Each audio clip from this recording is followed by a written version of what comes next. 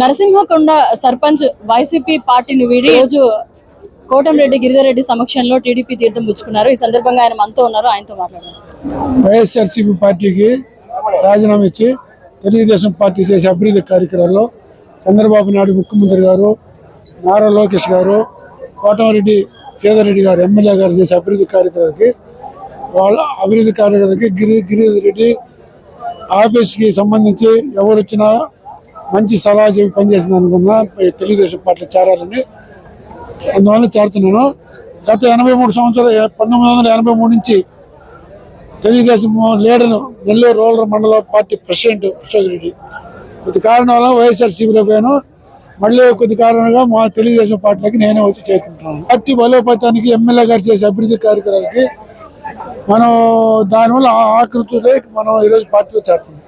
దేవరపాలెంలో ముందు ఏ విధంగా కార్యక్రమాలు ముందు తీసుకెళ్లిపోతున్నారు? దేవరపాలెంలో పంచాయతీ సంబంధించి కానీ ఎమ్మెల్యే నిధులతో కానీ అక్కడ గతంలో చేతులన్నీ చేసిన పంచాయతీ తెలుగుదేశం కార్యకర్తలు కానీ లీడర్లు కానీ అందరం కలుసుకొని అభివృద్ధి కార్యక్రమాలు చేస్తాం ఎమ్మెల్యే గారి ఆధారంగా.